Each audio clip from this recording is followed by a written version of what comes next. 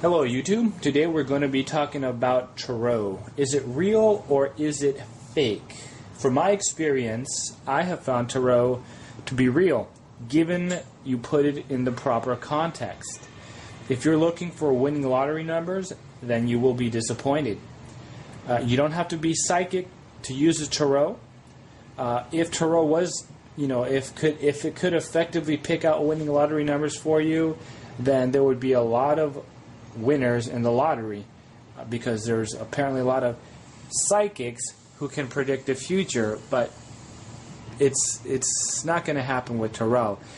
And the reason why that is because a game like the lottery is intrinsically random, in that what happens in the past and present and future are all independent of each other and have no correlation to what the past and the present and the future all have to do with each other.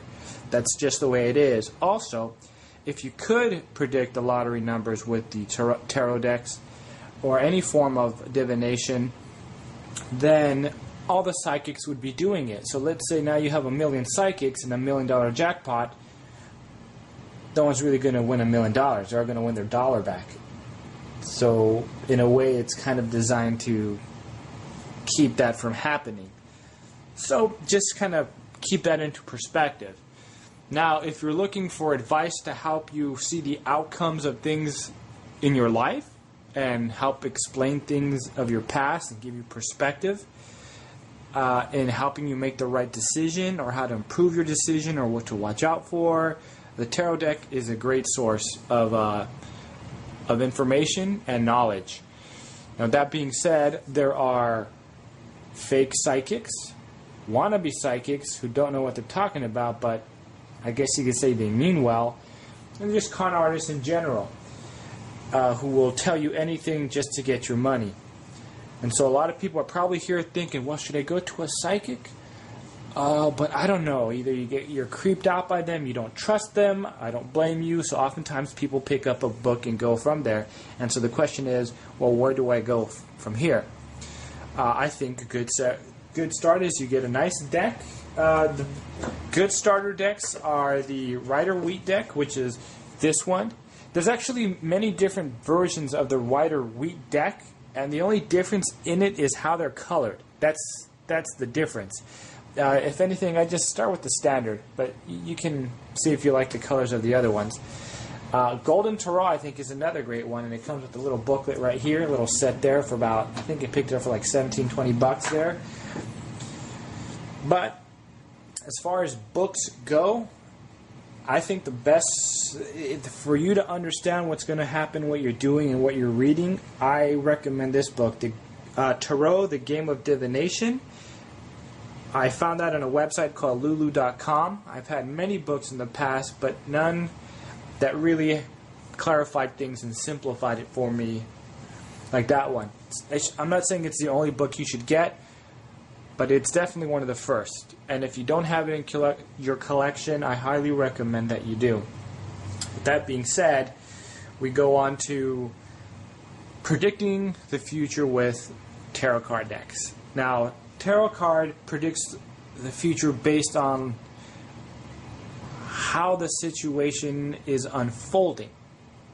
For example, here's a guy at a party, and he jumps into the pool. What is the likelihood that he will get wet? It's pretty likely. So the past is you have a guy who wants to jump in the pool. In the present, he's jumping into the pool, and in the future, he's wet. Very likely that will happen. How can you change that? Well, you have the guy. He's going to jump in the pool, but this time he has a waterproof outfit which completely surrounds his body. He jumps into the pool, and now he's not wet. He's dry, but he's in the pool. So you see how you can change your future? It starts out the same, but because of that change you make, the outcome comes out different. Does it say you can completely stop what's going to happen? No, but you may change the severity of anything bad or increase the benefit of it or completely turn around the situation. Now, that whole analogy of the guy jumping in the water, I kind of took it out of this book, so I'm going to give you credit for that one so I don't get in trouble, Mr. Solomon Barajas there. So if someone asks you a question, you make a reference to the past, present, the future, and then you can predict your future based on the events that are occurring.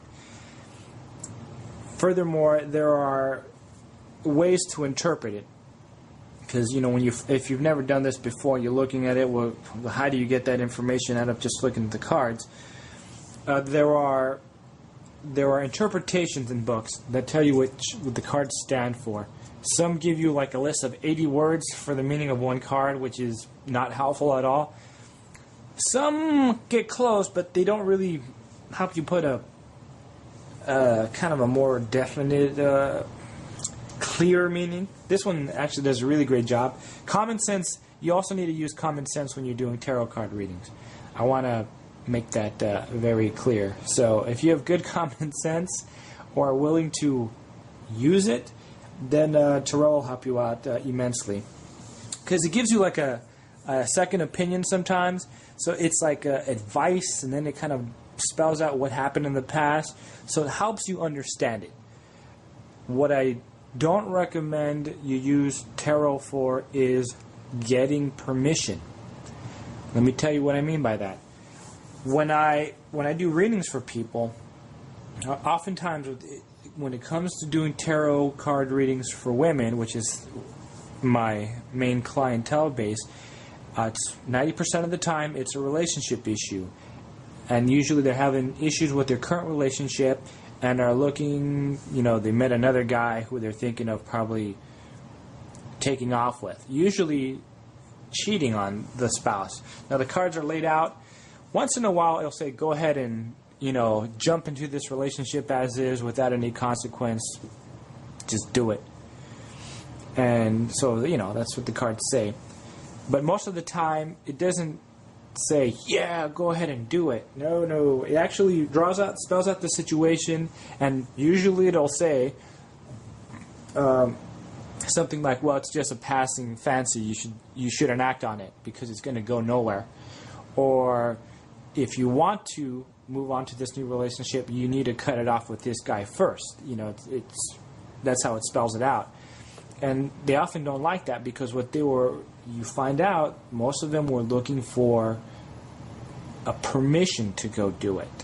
They didn't, the consequences of it weren't what they were thinking about. And these are people who are very impulsive and says, no, I want to do it anyway. And then because they went out and they didn't listen to my advice, some have come in the past and told me this is how I know the card was right. They ended up not getting what they were hoping for. It's what the cards say. You're not going to get what you wanted. I'm not going to get into specifics. You can get more specific and then kind of vague. Tarot is read off based off the imagery that you see and the interpretations that are given. One way to assess how helpful your psychic is, let's say you get a book, you get familiar with what's going on. Now you go to a psychic. Now this one only does a 3-card spread, but these other books, they give you a more complicated layout. If I were you and you're familiar with one way of doing tarot, you can, at least for starters, you may want to ask your psychic, if you choose to go to one, if you can just do, I just want a simple 3-card spread. That way you're kind of familiar with it. They make the interpretation, and then you kind of have your idea of what's going on, and then you can assess does this person know what they're talking about? Because it's like going to a guy who's in the stock market, an investor. Let's say a brand new investor. Let's say you've studied investing, and you have an idea, but you don't have the time to completely follow everything that's going on. So let's say, because I know what companies are good, I have an idea of what's good and what's bad, and then now you go to an investor, and then he shows you a completely weird portfolio where, like, where'd you get this from? And then you're going to know, well, maybe I don't want to use this guy to invest my money. This is kind of how you want to go about finding a psychic for your tarot card reader.